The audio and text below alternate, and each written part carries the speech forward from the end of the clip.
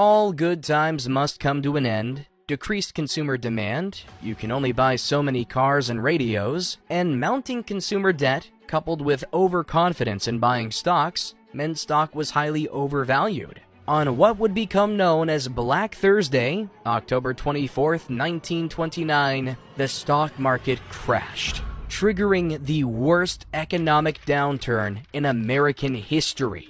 The Great Depression, which marked the end of the overconsumptive, free-wheeling roaring 20s. Millions of stock shares ended up being worthless, and consumer confidence vanished. The resulting decrease in consumer spending caused factories to slow production, laying off workers. By 1930, 4 million Americans looking for work could not find it, and by 1931, that number was 6 million. Many Americans with debt were unable to pay it off and had their homes foreclosed upon. Homelessness became more common. The construction of the Empire State Building, which would be the first building in the world to have more than 100 floors, had broken ground only a few weeks before the stock market crash. Many tall buildings were being planned and constructed during the late 1920s, a facet of the optimism inherent to the period. This race into the sky included 5 other proposed buildings, but only the Empire State Building would make it due to the crash of 1929. The project was completed in just 1 year and 45 days, a record-setting speed. But because of the Great Depression, there was virtually no demand for office space, and the building sat mostly empty until the 1940s. In addition to the economic woes, in 1930 severe drought swept from Texas to Nebraska, bringing with it high winds and dust that killed people, livestock, and crops. This became known as the Dust Bowl, and it inspired many more people to migrate from the plains to the cities in search of work. From 1930 to 1933, the economic crisis only continued to get worse, as thousands of banks were forced to close. President Herbert Hoover tried supporting the failing banks, but Hoover was a Republican who believed the government should not directly intervene in the economy or provide economic relief. In 1932, with close to 15 million people unemployed nationwide, voters overwhelmingly elected Democrat Franklin D. Roosevelt, who took immediate action. During his first 100 days in office, the Roosevelt administration passed legislation to reform and reopen banks, stabilize industrial and agricultural production, and create jobs. The unemployment rate in 1935 was at a staggering 20%. So, via executive order, Roosevelt created a permanent jobs program called the Works Progress Administration. From 1935 to 1943, the WPA employed 8.5 million people, building schools, hospitals, roads, and other public works, as well as in arts projects, employing tens of thousands of actors, musicians, writers, and other artists. At its height in late 1938, more than 3.3 million Americans worked for the WPA. They built more than 4,000 new school buildings, erected 130 new hospitals, laid roughly 9,000 miles of storm drains and sewer lines, built 29,000 new bridges, constructed 150 new airfields, paved or repaired 280,000 miles of road, and planted 24 million trees to alleviate loss of topsoil during the Dust Bowl. Among the most famous projects built by the WPA are the Hoover Dam on the Colorado River, New York City's Lincoln Tunnel, the LaGuardia Airport in Queens, and the iconic red San Francisco-Oakland Bay Bridge.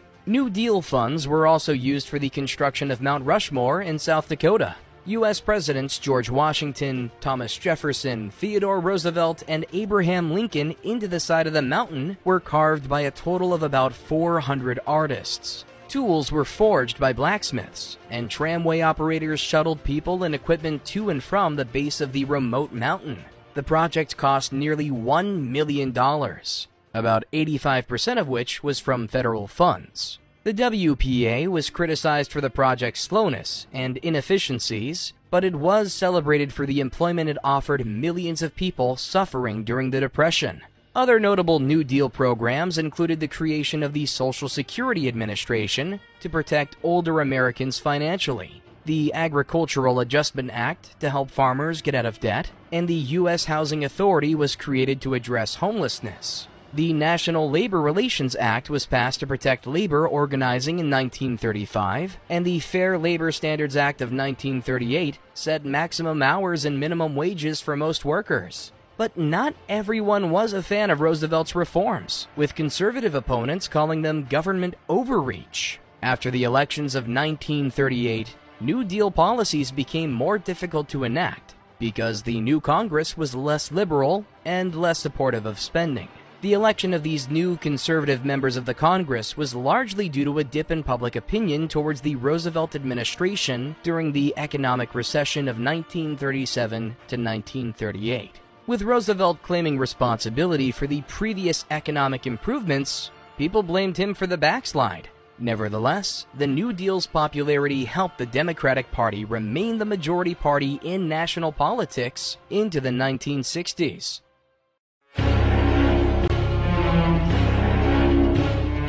When the Second World War kicked off in Europe in fall 1939, the vast majority of Americans were still in favor of isolation. President Roosevelt, however, realized the importance of ensuring that Britain and France had every chance of success in the conflict. When France fell completely in June 1940, Roosevelt began implementing a Lend-Lease program with the British, sending war material and humanitarian supplies on American ships. On December 7, 1941, the Japanese fleet at last appeared and struck at the American naval base in Pearl Harbor, Hawaii. The attack did serious damage to the fleet, destroying 3 battleships and damaging several other vessels. However, the Japanese were unsuccessful in destroying the American aircraft carriers. The attack shocked and appalled Americans. Japan had hoped the attack would cripple the American Pacific Fleet and allow them to swiftly take control of the Pacific theater. Instead, the Americans recovered with nearly inhuman speed and in less than 6 months struck a devastating blow against the Japanese Navy at the Battle of Midway. The American victory at Midway opened the Pacific to the U.S. fleet and allowed for U.S. ground troops to be safely shuttled to Japanese-held islands. In Europe, following the general declaration of war on Japan after Pearl Harbor, Adolf Hitler, the leader of Nazi Germany, declared war on the United States, joining his Axis ally. The United States, now a part of the Allied powers, was eager to help Britain regain control of the European theater. The War Department began planning a series of military operations to retake North Africa and Europe from fascist control, whilst simultaneously planned for a prolonged invasion of the dozens of islands in the Pacific to aid Australia and the Philippines from Japan. The United States was again at war, and this time facing enemies on 2 separate fronts on a global scale. The entire country mobilized, with millions of men enlisting to serve, and the millions left on the home front adapting to produce war material and other goods to support the war effort. Sadly, the fear and xenophobia towards Asian Americans caused by the Japanese attack on Pearl Harbor led Roosevelt to issue Executive Order 9066. Ordering the internment of any and all citizens who posed a national security threat to the country. With much of the west coast of the United States divided into military districts for the prosecution of an overseas war, over 120,000 Japanese Americans, more than 2/3 of them born in the United States, were removed from their homes and settled into camps further inland and away from U.S. military operations along the west coast. Roosevelt's administration, as well as the Army High Command, immediately realized the importance of liberating Europe as soon as possible. The early victory against the Japanese Navy at Midway gave the U.S. Armed Forces a chance to reassess their strategy in the Pacific while planning for operations in Europe. After some debate, North Africa was chosen as the first landing site for U.S. troops to begin the liberation of the Allies in Europe. In fall 1942, the Allies launched Operation Torch to strike a quick and decisive blow against the Axis-controlled North African coast. The assault was a massive multinational operation involving the United States, the United Kingdom, India, Canada, the Netherlands, Free France, and Australian forces. Over the course of a week, the Allied powers fought for control of major ports along the African coast, and were successful in occupying much of Morocco and Algiers. Operation Torch was the first step in an Allied advance, which would gradually take control over all of North Africa and move on to Italy by the fall of 1943. In the Pacific, U.S. forces embarked on what was known as an island hopping or leapfrogging campaign. Utilizing the strength and speed of the U.S. Navy, the Americans were able to quickly deploy U.S. Marines and Army forces on the hundreds of islands under Japanese control across the South Pacific. The strategy worked well, keeping the Japanese forces under constant threat of attack and slowly choking their ability to reinforce and supply important islands. The Japanese were often forced to take shelter and fight for every square inch of ground, without hope of reprieve or escape. Over the course of 2 years, beginning in the fall of 1942, the U.S. Armed Forces fought brutal campaigns at Guadalcanal, Saipan, Peleliu, Iwo Jima, and Okinawa, and many others. In Europe, with the fall of Italy, the U.S. and the Allies turned their attention to liberating France from Nazi control. On the other side of the European continent, the Soviet Union had at long last repulsed the German invasion of their homeland, and were steadily pushing the Nazis back toward Germany. Seizing on the opportunity, American and British strategists planned for an audacious amphibious assault on the Normandy beaches in the north of France. Under the direction of General Dwight D. Eisenhower, the Allied forces launched Operation Neptune, more popularly known as D-Day, on June 6, 1944. Like Operation Torch in North Africa, D-Day was a multinational assault and included most of the Allied powers, with significant contributions from American, British, Canadian, Australian, and French forces. Undoubtedly one of the most well-known moments of the Second World War, D-Day represented the pinnacle of Allied cooperation and marked the beginning of the end for Hitler's Germany and the Axis powers. It did not take long for the German occupation of France to collapse under the weight of the Allied liberation following D-Day. By the winter of 1944, Allied forces had pushed the Nazi troops to the border of France and Germany and prepared for winter engagements through the Ardennes forest. As the Soviets continued their relentless assault in the east, Hitler diverted critical military assets west, hoping to take the Allies by surprise. In December 1944, German forces launched what would be their final offensive of the war through the Ardennes. The assault was initially successful, pushing Allied forces back. Fortunately, Allied air superiority slowed the Nazi advance and ground it to a halt. When the offensive finally ended, the Germans had successfully nearly encircled a large pocket of U.S. troops and dug in for the winter. In what would become known as the Battle of the Bulge, American forces endured relentless artillery bombardments, surprise attacks, and unforgiving weather conditions, but never gave up. When German forces demanded the American troops to surrender, their commanding officer allegedly replied with a single phrase: "Nuts." When spring came, so too did the Allied air support, and Germans were quickly pushed away, and the pocket was relieved. With their resources exhausted, their troops surrendering in droves, and Allied forces pushing in from both east and west, Germany was at last close to surrender. It would take a few more months of fierce fighting until the Soviet troops reached Berlin. Hitler committed suicide, and the pre-Nazi German government was restored as the war in Europe at last came to an end. In the Pacific, island after island fell to the U.S. advance. By the spring of 1945, the U.S. was preparing for an invasion of the Japanese home islands, a prospect that was not relished by the military or government alike.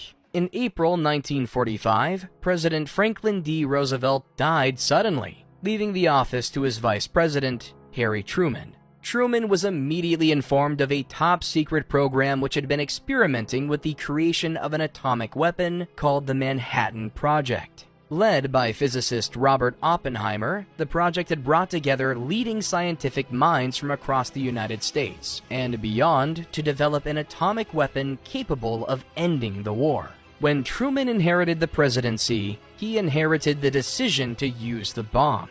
Faced with a Japanese government unwilling to surrender and what would likely be an incredibly costly series of ground invasions, Truman greenlit the use of the bombs as a way to avoid massive casualties. At 8:15 a.m. on August 6, 1945, the United States dropped Little Boy, an enriched uranium bomb, on the Japanese city of Hiroshima.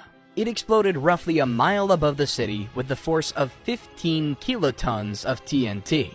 The initial blast destroyed everything within a mile of the bomb's detonation, with the exception of a few earthquake-resistant concrete structures. The 1,200-foot or 370-meter fireball produced by the explosion gave off a blinding flash of light and reached temperatures of 6,000 Celsius or 10,830 degrees Fahrenheit, the same as the surface of the sun. Individuals near the center of the blast were instantly vaporized, leaving behind only their shadows on the bleached white stone. The fireball reached roughly 2 miles or 3.2 kilometers in diameter, consuming everything in its path. The devastation caused by the bombing caused roughly 60% of the casualties, with the remaining losses attributed to injuries sustained and to the radiation which spread from the explosion site. Roughly 80,000 to 140,000 civilians and military personnel were killed as a result of the bombing. As word of the full extent of the damage began to spread, the US government again entreated the Japanese to surrender, threatening to drop yet another atomic weapon if they did not. Again, the Japanese government refused, and a second atomic bomb was dropped on the city of Nagasaki on August 9th. Fat Man, a plutonium bomb, was dropped at 11:01 a.m. over Nagasaki's Industrial Valley and detonated 47 seconds later at 11:02. Fat Man exploded with the force of 21 kilotons of TNT, 40% more than Little Boy had. However, due to weather conditions, the bombardiers had dropped the bomb further away from their intended target, causing much of the explosion to be contained by the mountains surrounding the industrial district. Like the bombing of Hiroshima, the blast and subsequent fireball consumed everything within the blast zone and caused the majority of casualties. Between 60,000 and 80,000 people were killed as a result of the bombing, with hundreds of thousands wounded. In total, the bombings of Hiroshima and Nagasaki took the lives of an estimated 129,000 to 226,000 individuals, the vast majority of whom were civilians. On August 10th, the Japanese government signaled their willingness to surrender if their government could remain intact. The United States answered that the terms would be discussed after the Japanese formally surrendered. A brief military coup was attempted on the evening of August 14th by factions within the government who wished to fight to the bitter end. However, it was quickly put down by the Japanese government. The following morning, the Emperor of Japan issued a formal statement of surrender. The Second World War had finally come to an end. More than 16 million men and women served in the U.S. Armed Forces over the course of the war, and some 420,000 Americans had given their lives to help liberate the free world. In doing so, the United States had left its position on isolation behind and entered a new age of globalism. The United States was now a world power and held much of the responsibility of what would come next in its hands. While their alliance with the Soviet Union during the war had been one of necessity, relations had deteriorated even before the war had come to an end. Worse, with the unleashing of atomic weaponry, the United States had unwittingly brought on a new age of warfare and technology, one that would define the decades to follow. Despite fighting together against Nazi Germany in World War II, the US and the Soviet Union were never truly friendly. The US was wary of the Soviets' communist system of government and the atrocities committed by leader Joseph Stalin, while the Soviets were angry that the US wanted to keep them from being a leader in the international community. While these grievances were fiercely held, the conflict that became the Cold War never developed into violence because of the threat of atomic weapons. The US adopted a policy known as containment, which referred to stopping Russia's attempts to expand their reach and influence throughout the world. This strategy provided the rationale for never-before-seen arms buildup in the US. The end of World War II had been hastened by atomic bombs dropped on Japanese cities Hiroshima and Nagasaki in 1945. demonstrating the US's power with a new class of weapons. By 1949, the Soviet Union had tested its first nuclear weapon, heating up the rivalry. They were racing to develop even more powerful weapons, the hydrogen bomb.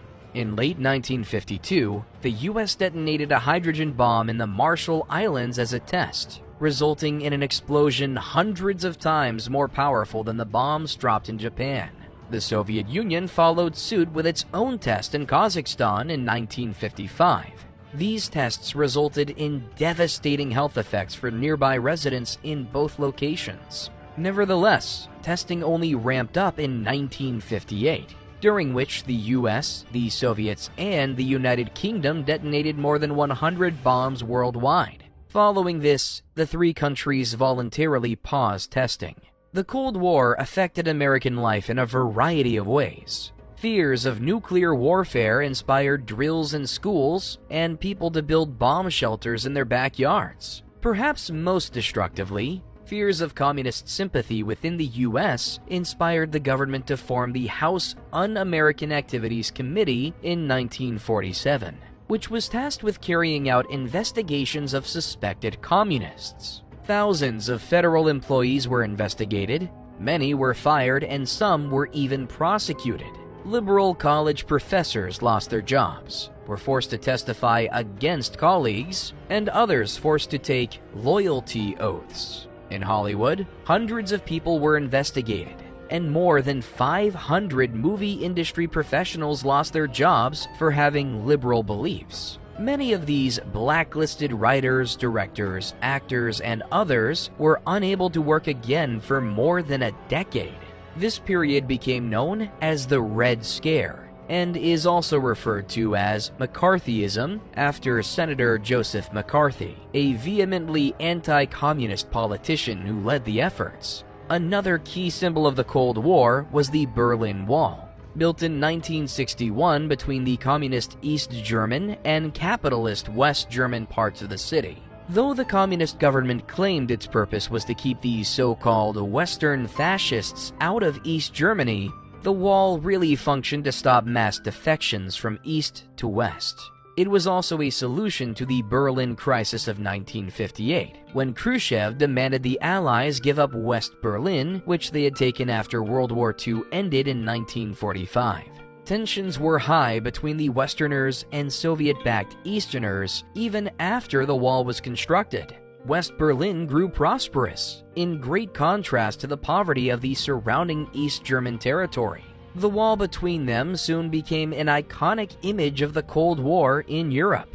The impact of the Cold War on daily life was particularly felt during the nearly 2-week conflict that came to be known as the Cuban Missile Crisis, when many Americans thought the world was on the brink of an all-out nuclear war. The country's standoff nearly tipped into conflict in October 1962, when U.S. spy planes discovered secret Soviet missile bases being constructed in Cuba, just 90 miles from U.S. shores. Just a year earlier, in 1961, the U.S. had mounted the disastrous Bay of Pigs invasion to try to depose Cuba's Soviet-sympathetic leader, Fidel Castro. During the 13-day standoff, U.S. President John F. Kennedy ordered a naval blockade of Cuba and publicly announced the U.S. was ready to use military force to neutralize the threat.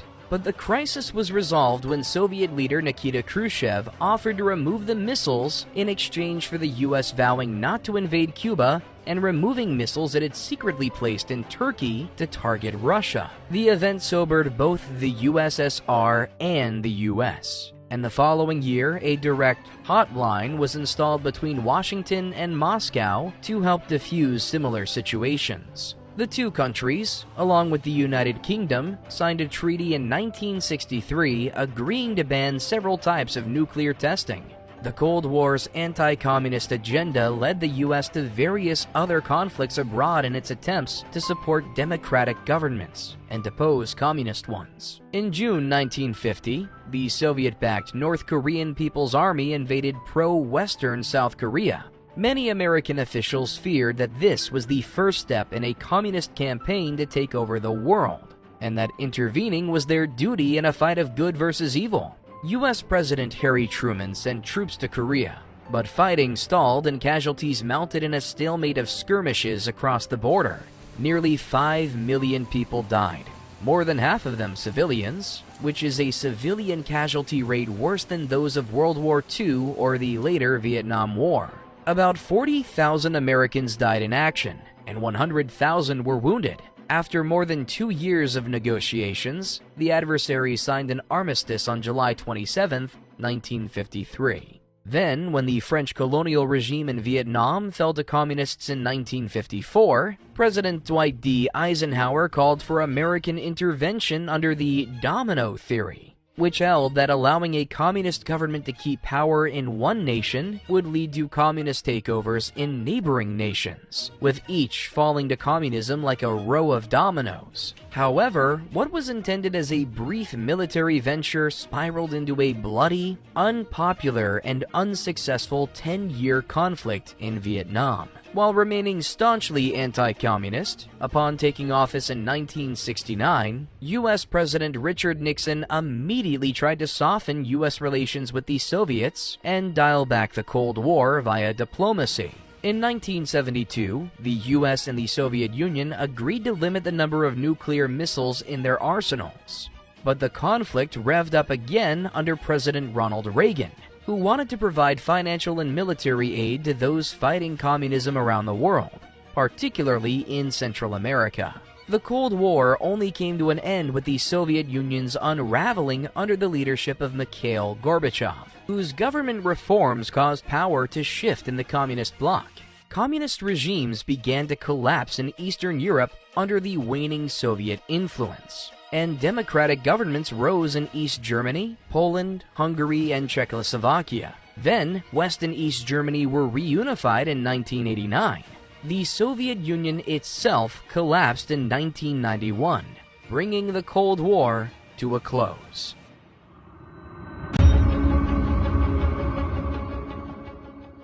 While the Declaration of Independence may have declared that all men are created equal, the institution of slavery and persistence of bigotry throughout American history meant African Americans faced an uphill battle to make that Declaration of Equality feel true. Despite slavery being abolished in 1865, and the addition of the 14th and 15th Amendments to the Constitution in 1868 and 1870, which strengthened the legal rights of freed slaves, the fact that slavery had been the law of the land for nearly 100 years cast a long shadow. Legalized segregation policies, as well as everyday racism and bigotry, meant that in many places, black people and white people were not allowed to occupy the same public spaces, such as buses, restrooms, hospitals, prisons, and schools. At the turn of the century, conservative Democrats in the South passed policies that disenfranchised African Americans further through various social, economic, and political means, such as being prevented from voting, sometimes through violent means. These practices were further entrenched in 1896 by the Supreme Court in the case of Plessy versus Ferguson, in which the court ruled against a black man, Homer Plessy, who was protesting his arrest for refusing to give up his seat to a white man on a train in New Orleans, which was required by Louisiana state law. If one race be inferior to the other socially, the Constitution of the United States cannot put them upon the same plane, the court wrote in its decision.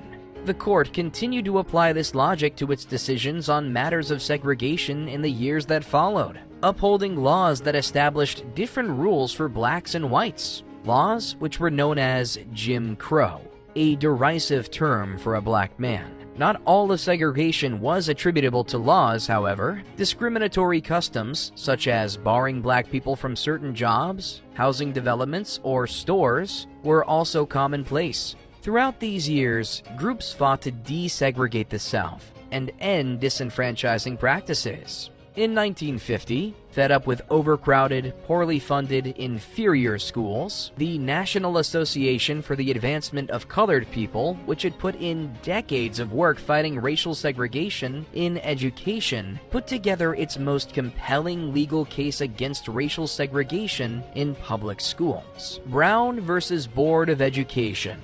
Brown v. Board was actually a grouping of 5 cases that all challenged the claim that it was constitutional for public schools to be racially segregated by law. The effort was led by lawyer Thurgood Marshall, who argued that separate educational facilities were inherently unequal. In 1954, the Supreme Court ruled unanimously in agreement with Marshall, legally ending racial segregation in schools and overruling the doctrine established by Plessy. While this was a big victory for civil rights advocates, in reality, it did little to end school segregation right away, due to resistance from racist whites who didn't want their children to go to school with black children. Meanwhile, resistance was also mounting against segregated seating on public transportation, a fight brought to prominence by the actions of Rosa Parks, an African-American seamstress and civil rights activist, in 1955 when she refused to give up her seat in the colored section of a Montgomery, Alabama bus to a white man. Parks was arrested and fined, but her actions inspired local black leaders to organize the Montgomery bus boycott, led by a young Reverend Martin Luther King Jr. During the boycott, 40,000 African Americans, who made up the majority of the city bus's riders, refused to ride the buses in protest of how they were treated. Initially, their demands were simply for courtesy, the hiring of black drivers, and a first-come, first-seated policy with whites entering from the bus's front doors and blacks from the rear doors, as was custom. However, over the course of the protest, which lasted over a year, the goals changed to having the segregated seating policy totally abolished. On June 5, 1956, a Montgomery federal court ruled that any law requiring racially segregated seating on buses violated the Constitution's 14th Amendment, and the Supreme Court upheld the lower court's decision after the city appealed. The city's buses were integrated December 21, 1956, and the boycott ended. It had lasted more than a year and is regarded as the first large-scale demonstration against racial segregation in the U.S. Civil rights advocates were obtaining victories, but the road towards equality was a difficult one. The buses may have been integrated, but the bus stops remained segregated, and the new laws were met with significant resistance and violence. In one instance, snipers shot into a bus and shattered both legs of a pregnant African-American rider. In January 1957, 4 black churches, as well as the homes of several prominent black leaders in the Montgomery area, were bombed. In 1956, a group of Southern senators and congressmen signed the Southern Manifesto, which declared they would resist racial integration by all lawful means. After the decision in Brown v. Board, state and local officials in a number of southern states resisted school integration, and members of the public fought back as well. When 9 African-American students attempted to attend Central High School in Little Rock, Arkansas, in September 1957, Arkansas Governor Orville Faubus ordered the state's National Guard to block their path on the first day of school, September 2nd. 2 days later, a belligerent mob appeared in addition to the National Guard, again preventing the 9 students from attending class. By the end of the month, September 23rd, the 9 were being escorted by Little Rock police and attempting to enter the school through a side door when another angry mob appeared and tried to rush into the school after them. Fearing for the students' lives, officials sent them home. In response, President Dwight Eisenhower federalized the National Guard and sent U.S. Army troops to the scene to personally guard the students who were finally able to start attending regular classes, though they still had to endure threats and harassment. Nonviolent protests against segregation, such as sit-ins at whites-only lunch counters and the 1961 Freedom Rides, were signature methods used by civil rights activists protesting segregation in public spaces throughout the South. These demonstrations only increased during the presidency of John F. Kennedy, when hundreds of demonstrations erupted across the nation, drawing national and international news coverage, as well as backlash and violence. The Freedom Riders, who were interracial members of the student activist group Congress for Racial Equality, CORE, met significant opposition when they challenged segregation on interstate buses and bus terminals by riding from Washington, D.C. to Jackson, Mississippi.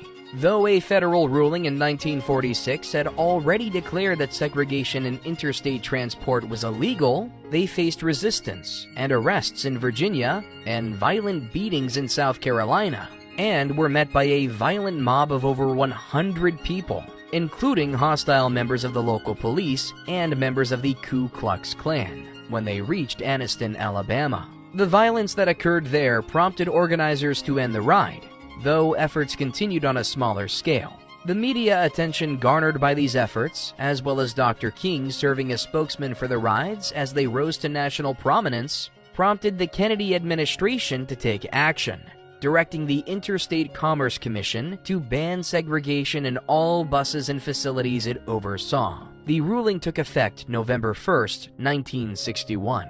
Though King did not take part in the rides himself, the rides are credited with showing him and others involved in the campaign that nonviolent, peaceful protest against the violence of white Southerners could garner significant national media attention, attract sympathy for the cause, and force federal action. In the spring of 1963, the Southern Christian Leadership Conference, led by Dr. King, launched a large-scale campaign of sit-ins, meetings, boycotts of segregated stores, and marches in Birmingham, Alabama to protest segregation there in partnership with the local activist group, the Alabama Christian Movement for Human Rights, ACMHR. Activists registered people to vote, listened to speeches by King about the philosophy of nonviolence, and staged sit-ins. The boycotts of local businesses were particularly effective as they were taking place right before Easter, the second busiest shopping time of the year. Hundreds were arrested,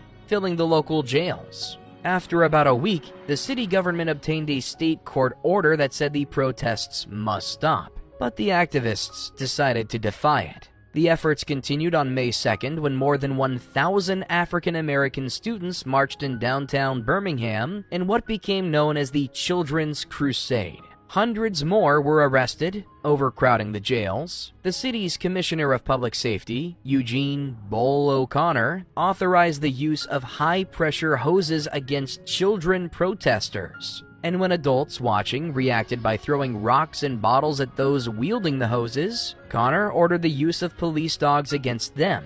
Images of the violence triggered outrage nationally and internationally. Under pressure, the White House sent a facilitator to help speed negotiations between protest leaders and members of Birmingham's business community, who were weakening under the sustained boycott.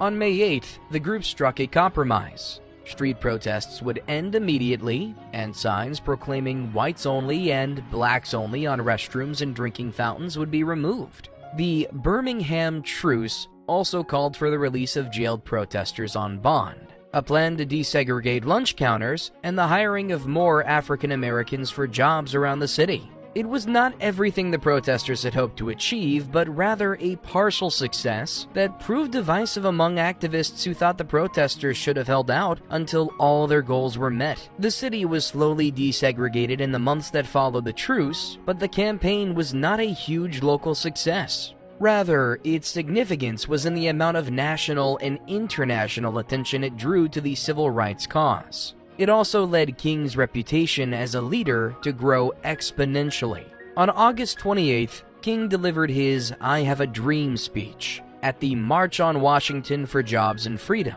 which was organized in the nation's capital to advocate for African American civil and economic rights. It is estimated that 250,000 people attended, making the assembly, which was planned in cooperation with DC police, a logistical feat. The march sought to address the fact that many jobs were entirely closed to black applicants, and those that were open to them often paid poorly or offered little upward mobility.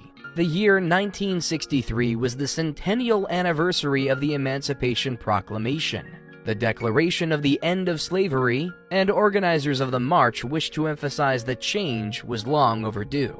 The march brought together many different activists and organizers, but it was King's speech at the Lincoln Memorial that was memorialized as a masterpiece of rhetoric, as it called for an end to racism. The march and the speech are credited with inspiring the federal government to act on civil rights through the Civil Rights Act of 1964, which outlawed discrimination based on race, color, religion, sex, or national origin in public accommodations, public education, and employment, and the Voting Rights Act of 1965, which prohibited racial discrimination in voting. These were the two most important pieces of civil rights legislation to be passed since the Reconstruction period, and brought many of the Jim Crow policies to an end.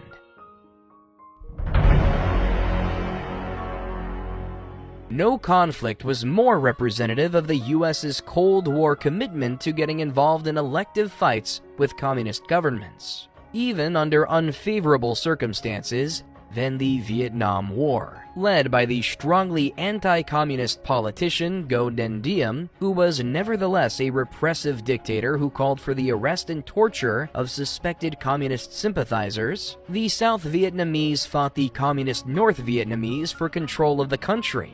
In 1964, under President Lyndon Johnson, the U.S. began regular air raids of North Vietnamese targets, dropping bombs in a program known as Operation Rolling Thunder. Between 1964 to 1973, the U.S. also secretly dropped more than 2 million tons of bombs on North Vietnamese supply lines in neighboring Laos, despite the country being neutral in the conflict. In 1965, Johnson called for a significant increase in American troops deployed to Vietnam. By June 1965, 82,000 combat troops were stationed in Vietnam.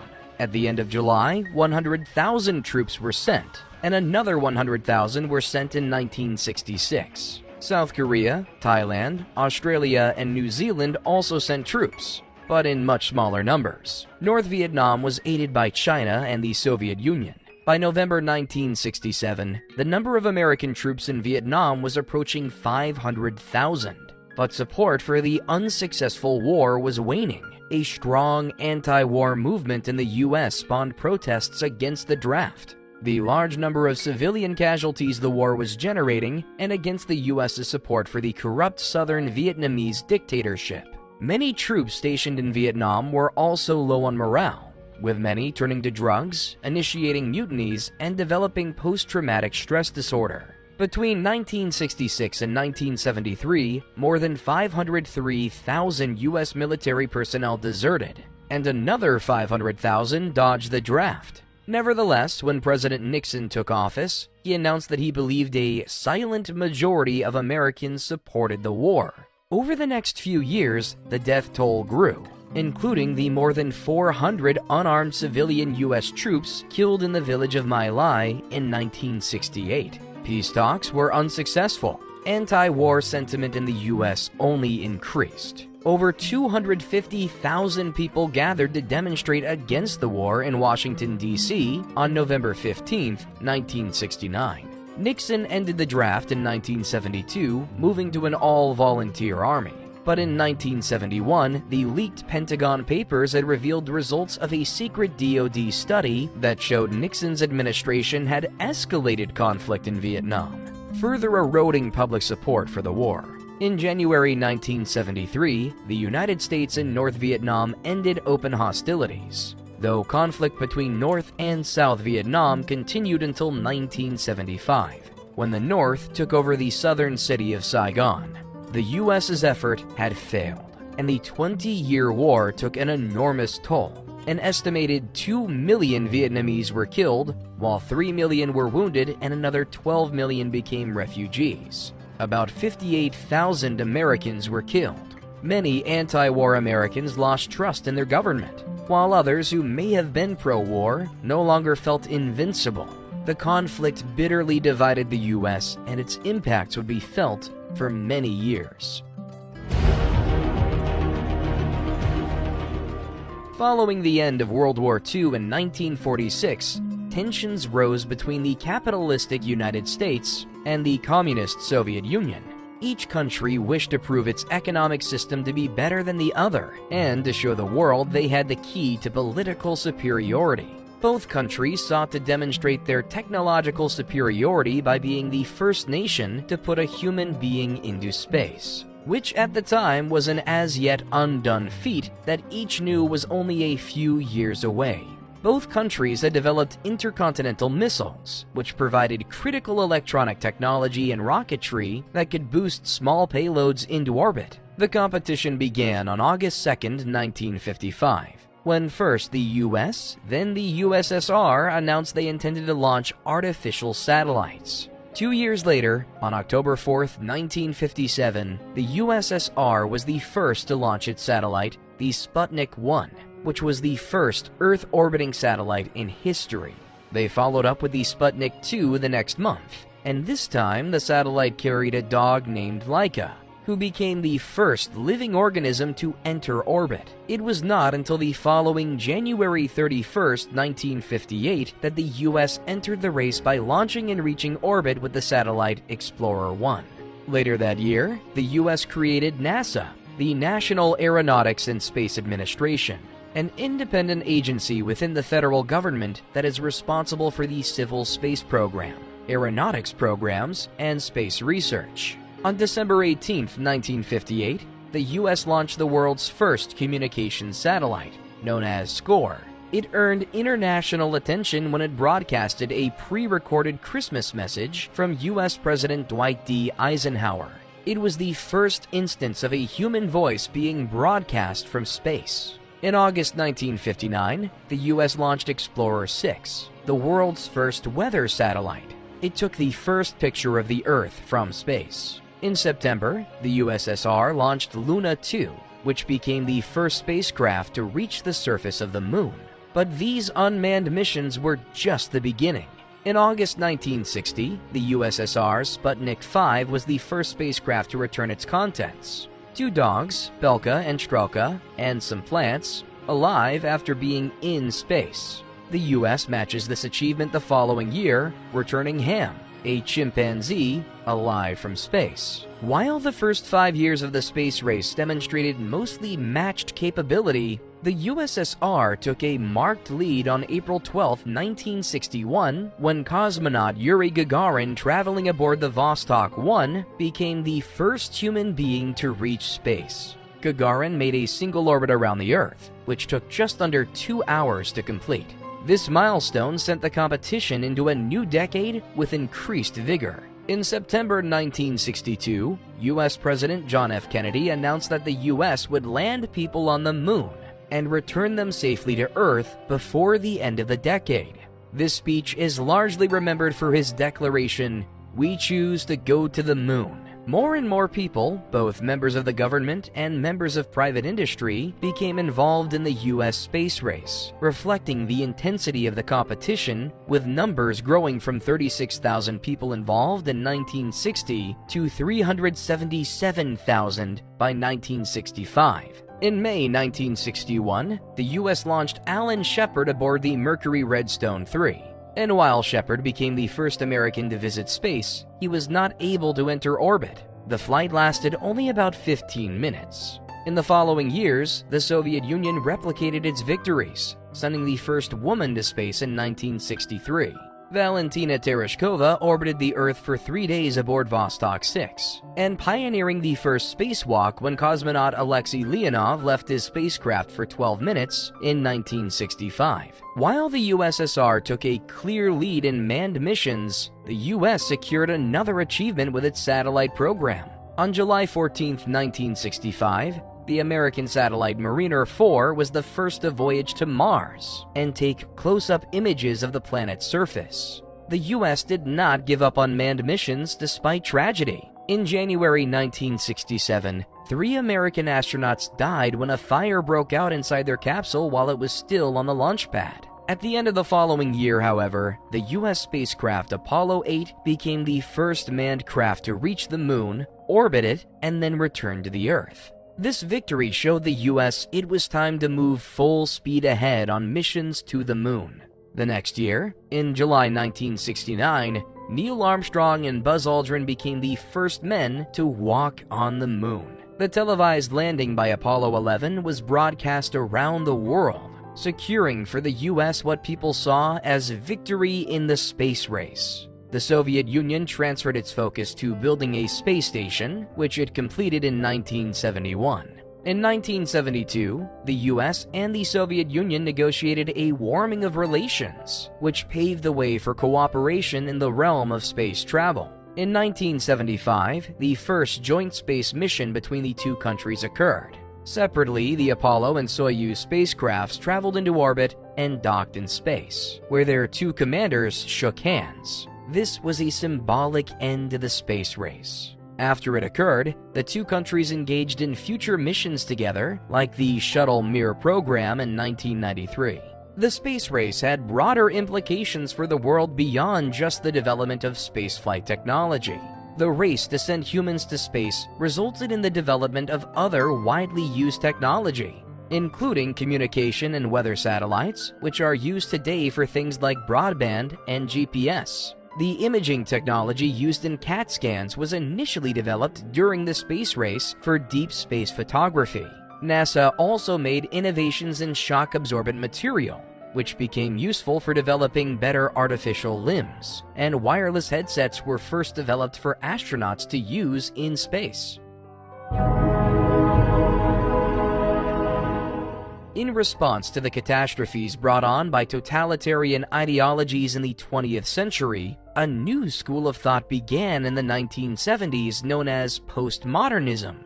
Postmodernism was deeply skeptical of the claim that there was any kind of universal truth, instead focusing on relative truths and morals. The postmodernist period coincided with a cultural shift that occurred as the baby boomers came of age. During the 1970s, these young people continued movements that had begun in the 1960s, demonstrating against the policies and schools of thought of the previous age. Thousands of students marched against the Vietnam War and the draft, as well as against the manufacturer of napalm, Dow Chemical. Not all campus anti-war protests were peaceful. Some turned violent, including the May 1970 incident at Kent State University in Ohio, in which 13 students were shot by members of the National Guard. During this time, people also protested against discrimination against women, racial segregation, and other issues. The very first Earth Day was observed on April 22, 1970. Television and radio were ubiquitous, with such shows as All in the Family, Saturday Night Live, and Wheel of Fortune premiering. This decade also saw the launch of the first successful home video game system, the Atari 2600, and the founding of tech companies Apple and Microsoft. At the same time, the US was in a recession and gas prices were skyrocketing due to the Arab oil embargo, which was inflicted on the countries who had supported Israel in the 1973 Arab-Israeli War. The US also faced political turmoil as illegal activities committed in the name of re-electing President Richard Nixon came to light in the Watergate scandal and caused the downfall of Nixon's presidency. The legacy of Watergate deeply damaged the Republican Party's reputation, so Democrat Jimmy Carter was able to win the presidency in 1976. Carter prioritized calming conflicts around the world, signing a nuclear arms reduction treaty with the Soviet Union and giving ownership of the Panama Canal back to Panama. Most notably, he helped broker peace in the Middle East, where conflict had been ongoing since the 1948 Arab-Israeli War. But Carter's support for the Shah of Iran, who wanted to modernize and westernize Iran, soon became a point of contention. By 1979, the Shah had lost popularity and was overthrown, at which time anti-American sentiment increased in the country. A group overthrew the U.S. Embassy in Tehran, and 52 American diplomats and citizens were held hostage for the next 444 days. In the aftermath of this Iran hostage crisis, a second energy crisis developed, sending gasoline prices soaring again. In the presidential election of 1980, Ronald Reagan defeated Carter in a landslide. In the 1980s, social issues took a back seat, and personal financial success became many people's primary goal. The populist conservative movement known as the New Right had begun growing in the late 70s into the early 80s. Reagan advocated for deregulating business, reducing government spending, and giving tax cuts to both individuals and corporations. The tax cut plan was part of a system known as supply-side economics, or the belief that the resulting gains for businesses would eventually trickle down to everyone. Altogether, these economic policies were known as Reaganomics. In 1982, the United States experienced its worst economic downturn since the Great Depression. 9 million people were unemployed in November of that year. Nevertheless, Reaganomics remained popular as it made the rich richer. Over the 1980s, the average income of families in the wealthiest 1% increased significantly, and at a much greater rate than the income of middle-class families, which edged up mildly, while income for the bottom 40% of families declined. Television had entered nearly every household and was becoming more varied, with shows like Cheers, The Simpsons, and The Cosby Show premiering. Also popular was TV news, which brought new levels of attention to crimes, like child abduction via shows like 60 Minutes. People also learned about tragedies around the world, such as the famine in Ethiopia. The Live Aid benefit concert on July 13, 1985 was watched by about 1.5 billion people and raised millions of dollars for famine relief. In 1986, viewers could watch the local Cleveland, Ohio chapter of the United Way attempt to break the world record for most balloons released at one time. But the event, intended as a harmless publicity stunt, quickly went off the rails. A colorful cloud of 1.5 million helium-filled balloons was released, but blown by wind and pushed down by rain, they caused an airport to shut down and impeded the Coast Guard's efforts to find 2 fishermen who needed help nearby. The balloons clogged waterways and caused traffic accidents and came to be seen as a major environmental disaster. The U.S. returned to space in 1981 with the Space Shuttle Columbia, the very first reusable space exploration vehicle. The U.S. flew numerous shuttle missions in the 80s, though one was marked by tragedy. Millions watched live in 1986 when the Space Shuttle Challenger exploded seconds after takeoff, killing all 7 aboard.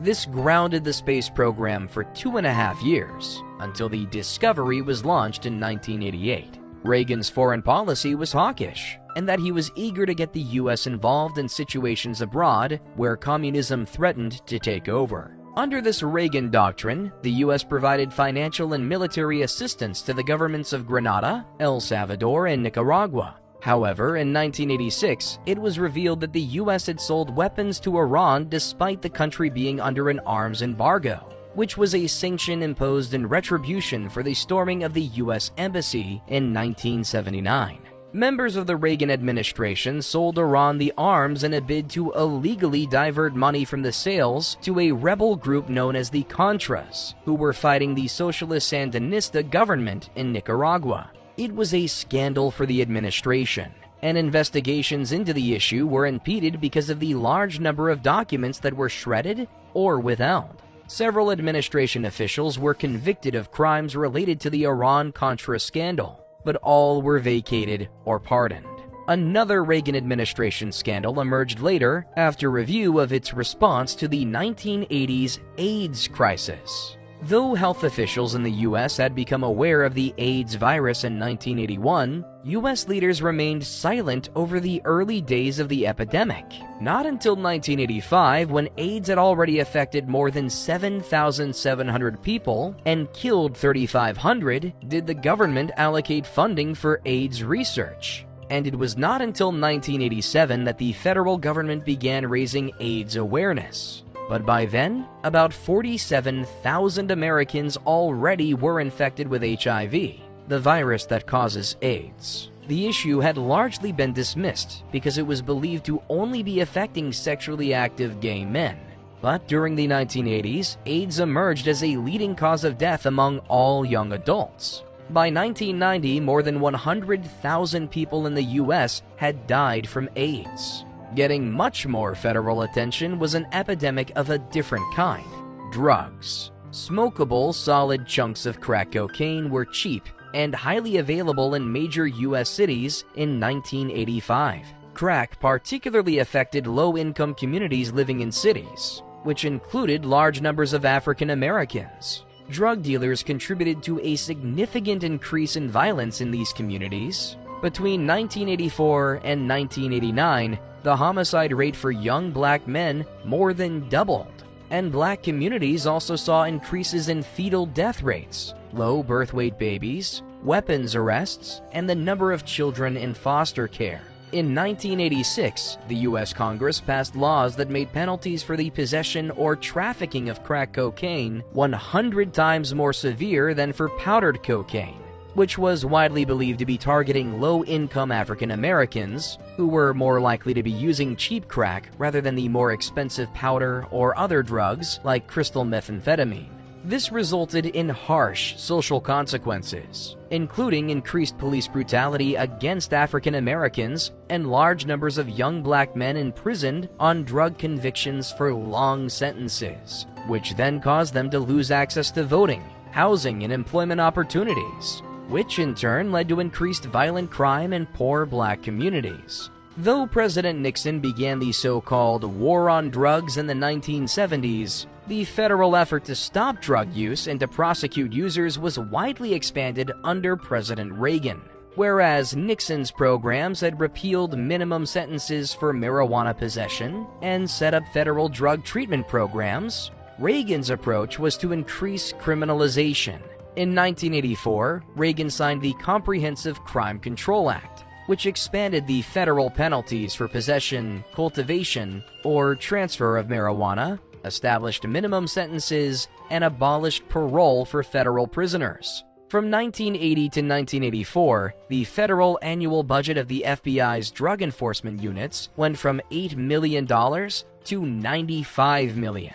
When George H.W. Bush took over the presidency in 1989, he continued Reagan's efforts. In his very first televised address as president, Bush held up a plastic baggie filled with white, chalky chunks, identifying it as crack cocaine. "It's as innocent-looking as candy, but it's turning our cities into battle zones," he said. Drug use was actually in decline by 1989, but Bush went on to spend $45 billion, mostly on drug-related law enforcement, which was more than the previous 4 administrations combined. Later, it was revealed that the baggie from Bush's speech, supposedly confiscated from a drug bust just days prior, just steps from the White House in Lafayette Park, had been a setup. An undercover federal agent had lured a teenager drug dealer to the park before busting him to make it seem like the drug trade was on the president's doorstep. Another major event of Bush's presidency was the Gulf War. Under the rule of Saddam Hussein, Iraq wanted to nationalize Kuwait and take control of its oil fields, thereby controlling a significant amount of the world's oil supply. Because the US and other countries wanted to maintain access to these fields, they formed a coalition to stop the invasion. Starting January 16, 1991, an air and ground war was fought with soldiers from the US, the UK, France, Saudi Arabia, Egypt, and Kuwait. The Iraqi army was defeated handily, retreating from Kuwait just a month later on February 28th. The conflict's impacts were felt into the 21st century.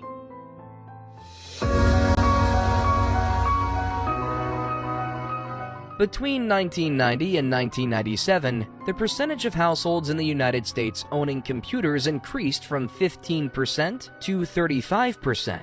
This widespread adoption of personal computers and the World Wide Web catapulted the information technology industry into the stratosphere, and investors and entrepreneurs everywhere were looking for ways to get a piece of the pie. By 1998, lured by the potential profitability of online businesses, low interest rates, and the availability of venture capital, investors were eager to back nearly any company with a .com in its name, while ignoring traditional predictors of success. That is, the ability to turn a profit, or even a business plan of any kind. At the height of the boom, even companies that had never made any revenue were able to go public by issuing an initial public offering, or IPO, and raise money. On paper, some people became millionaires practically overnight.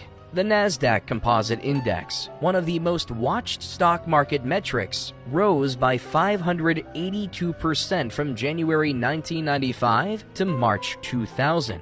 The situation was risky, however, because these companies were highly overvalued due to their lack of a plan to turn a profit. Analysts were instead focused on their ability to attract internet traffic. Speculation, or the purchase of risky stocks at a low price with the expectation that the price will rise enough to make a later profit, the dot-com speculation bubble was just a house of cards. When investment capital began to dry up, many of the companies that had caused so much excitement went bankrupt, and the bubble burst. Market panic resulted in massive sell-offs, and by 2002, investor losses from the dot-com boom were estimated at around $5 trillion. The dot-com bubble's bursting is credited with helping to trigger an 8-month economic recession starting in March 2001.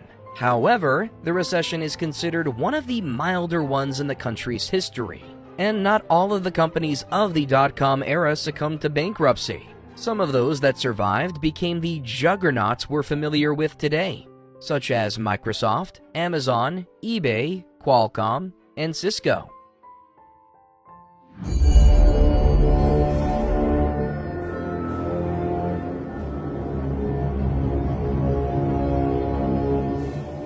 After a record-breaking turnout, Barack Obama was the first ever African American to be voted to the office of U.S. President, winning the popular vote by more than 10 million votes and securing a vast majority of electoral votes. Obama's message was hope, and it resonated with the American people.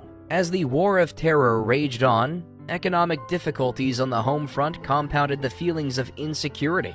In 2008, losses on a rapidly declining housing market within the U.S. caused a chain reaction of losses across the global financial market, causing a massive and sustained economic contraction known as the Great Recession. The recession marked the most significant economic downturn in the U.S. since the Great Depression of 1929. Thousands of Americans could not make their loan payments and lost their homes, businesses went bankrupt, and the U.S. government scrambled to help alleviate the damage. In 2009, under the direction of newly elected President Barack Obama, the Congress passed a series of acts to alleviate the issues caused by the recession and to install reforms to ensure it could never happen again. In 2013, the Afghan military officially took over control of operations in their country, and the U.S. announced a timetable for a complete U.S. withdrawal by 2016. During the election of 2016, Republican nominee Donald Trump and Democrat Hillary Clinton faced off in one of the ugliest elections the country had ever experienced. While Clinton ran on her vast experience within the federal government, Trump's campaign was unlike any that had been run before. Trump appealed to a group of Americans who had never felt they'd been marginalized in recent years, and to people who had distrust in the government. Clinton was defeated by Trump, who secured the majority of electoral votes. Almost immediately, suspicion of Russian and Chinese involvement in tampering with the election arose. In 2017, President Donald Trump took office and reversed the planned withdrawal as an emerging terrorist organization known as the Islamic State began operating within Afghanistan. Trump authorized the use of the U.S.'s largest non-nuclear bomb in an act which coincided with his decision to continue the U.S.'s military presence on the ground.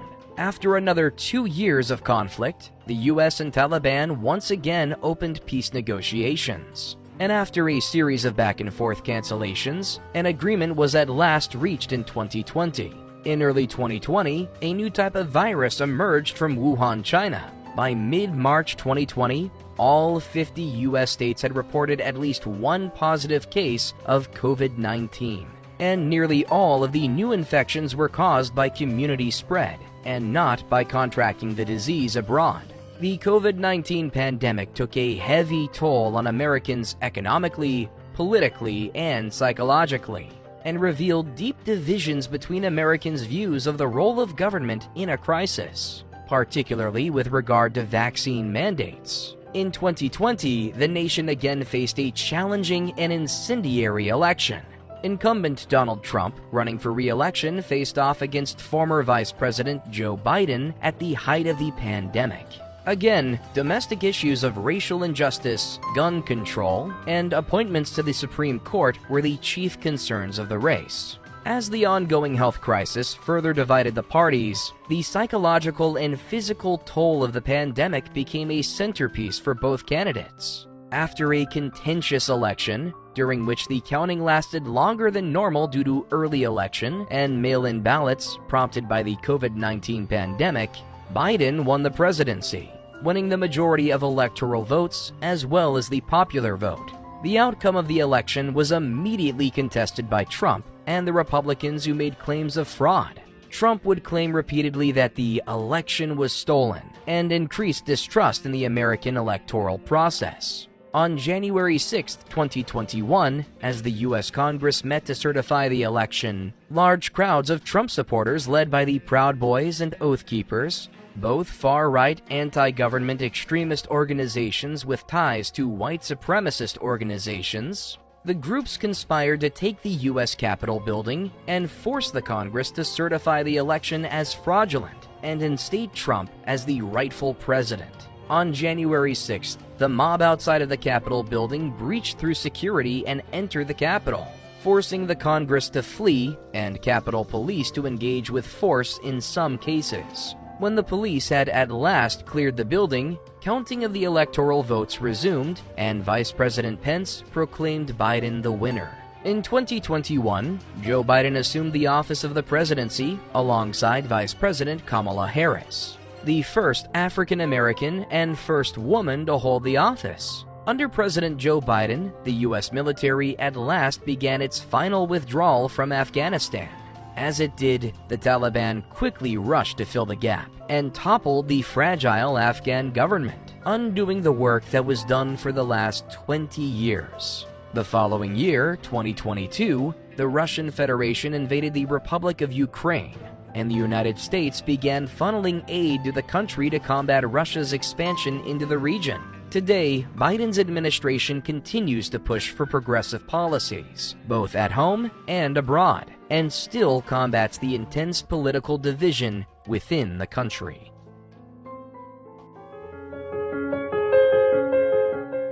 As the 2024 election looms, the future of the United States seems to hang in the balance. Since the signing of the Declaration of Independence in 1776, the nation has endured substantial and often violent changes politically, socially, and economically. But this is, in and of itself, the defining attribute of the United States, that despite the trials and tribulations, she always emerges intact and stronger than before. The beauty of the United States and its people is their resilience and its ability to adapt and change. Today, the United States remains a world leader to be respected and admired. Its population of more than 334 million people is one of the most diverse countries in the world.